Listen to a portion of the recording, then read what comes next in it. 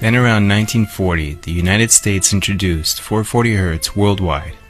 And finally in 1953, it became the ISO 16 standard. What is 440 Hz? 440 Hz is the unnatural standard tuning frequency, removed from the symmetry of sacred vibrations and overtones that has declared war on the subconscious mind of Western man. You just have to go out into the street and take a look around. What do you see? School kids, young adults, on their way to work, and what do they all have in common? iPods or MP3 players. Ingenious, isn't it? They are successfully lowering the vibrations of not only the young generation, but the rest of us as well. These destructive frequencies entertain the thoughts towards destruction, disharmony, and disunity. Hi, this is Ed and welcome to The Outer Dark. There recently has been a lot of discussion about something strange, and that is the change to people on a very slight level that has taken place over decades, namely the 432 Hz frequency versus the 440 Hz frequency. But what is this? Well, stay tuned as The Outer Dark brings you 5 things we know about 432 versus 440. Number 5. First, some context. Music prior to 1939 was mainly tuned in 432 Hz for the most part. This was a natural or seen by researchers as an organic evolution of music through the ages in which classical music was tuned to 432 Hz. This frequency is said to be synonymous with organic projections from nature, human beings being a projection, of course, of nature. So 432 Hz was the frequency in which instruments pre-1939, again for the most part, was used in Europe and around the world. But that all changed in 1939 when an international conference held in London recommended strongly that the world frequency, at least in regards to tuning instruments, be changed to 440 Hz. After this date, the BBC, among many others around the world, required their orchestras to tune to 440 Hz. This slowly changed the tuning mechanics now being used as an industrial standard to 440 Hz. A major change from the organic 432 Hz to the 440 Hz. Only 14 years later, in 1955, 440 Hz became the standard that was adopted by industrial standards worldwide. The question people are now asking is, was there a more sinister reason for the change? Since a number of researchers have stated that people feel differently under the long-term influence of music and broadcasts at 440 Hz than they actually do at the natural organic broadcast of 432 Hz. So is there evidence of a difference? Well, number 4. First we have to start with the difference itself, and there is one. Take a look at these different examples of how music played at 432 Hz forms different particle patterning than it does when played at 440 Hz. Take a look.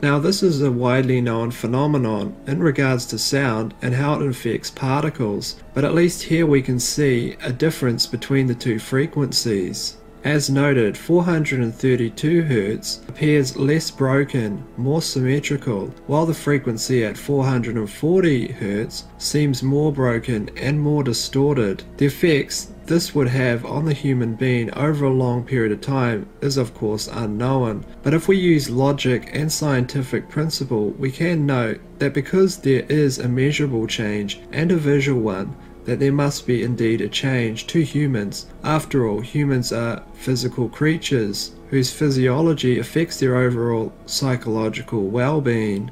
The only question is how much does this affect a human? Does it come down to a difference in small thoughts leading a response to information in a subtle, almost immeasurable way? Or is it larger and maybe even a physiological effect on cells or the human nervous system? Number 3. Now, of course, it's hard to find evidence of any long-term studies given the nature of this on human beings, but there is a couple of examples, at least in regards to plants, as well as a whole host of anecdotal evidence, such as plant growers noting that when classical music is actually played to, let's say, grape growers, that their grapes actually grow larger. In essence, they have better yields. This goes back to the idea that classical music is better for crops, and of course classical music is mainly tuned to the 432 frequency, at least if it's pre-industrial standard. Now, to be fair, there's not much studies in relation to the 440 band versus the 432 band or frequency in regards to the effect on plants. There's only a relationship between classical music and plant growth. However, there was a study that took place in the National Institute of Biotechnology in South Korea, which monitored the effect of frequencies on plants and in none less than DNA, and it showed that there was a relationship between 125 Hz and 250 Hz, which showed in essence the pretty amazing fact that these frequencies actually directly affected plant growth. The question is, if these frequencies affected plant growth in a significant way, the actual DNA of the plants and their ability in order to absorb sunlight, then what does the 440 frequency and the differential between that and the 432 frequency? That is, if frequencies actually affect plant growth, then what are the effects of other frequencies like 440 and 432 in relation to human beings? Well, that is unknown, but there is here clear evidence of an effect on frequencies on living plants at least. So here at least we have clear evidence that actual frequencies affect the DNA of living structures, in this case plants, and their growth. Number 2, of course it does not have to be classical. Any music can be taken and converted to play at 432 Hz. You just have to convert it yourself, since all modern music post 1955 at least, and earlier, is actually subscribes to the industrial standard of using 440 Hz. So this is not a difference between classical music or modern music. This is a difference between the fundamental tuning of the instruments and how it's recorded and projected. But if you want to listen to the music and see if you can actually pick up anything yourself, although that would be hard to do since they both sound so similar, have a listen to both frequencies played with the same music and see if you can pick up the difference yourself. Have a listen.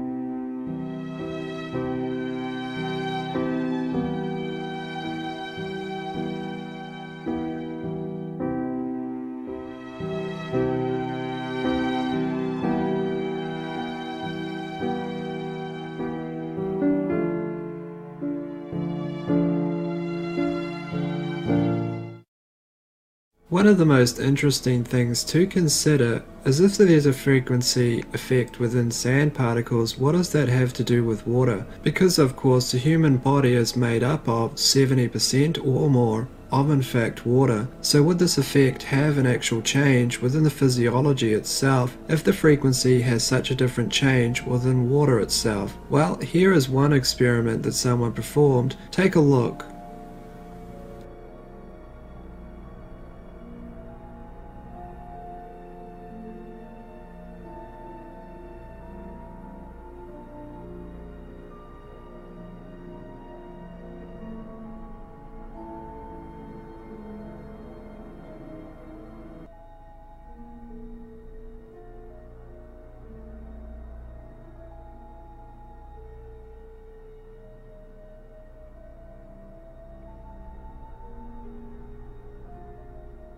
But if there is a measurable difference in plant growth, at least if we're using logic, and there's a difference within visual evidence in regards to particles and frequency, as you can see here, then is there a difference? Well, most likely there is a difference, at least at some level, even if it's a small minute difference within the psychology or the human system itself, there no doubt would be some influencing difference. Because if science tells us anything, it tells us one thing, and that's energy affects other energy. Within a system like this, where you're dealing with frequencies, you're talking about the exchange of energy. But then again, everything in our natural world affects us, at least in some way. From the food you eat, from the air you breathe, to the water you drink, everything has some effect on you. The question, of course, is how large is the effect? But just because you cannot prove it on a mass scale does not mean you cannot prove it on a minute scale. So perhaps you should just go out and listen to some music at these frequencies and see if your mood improves. Have a look, you can play it yourself and of course decide for yourself. As goes for everything in the video, go out and do your own research and of course come to your own conclusions. In the meantime though, let me know what you think in the comments section.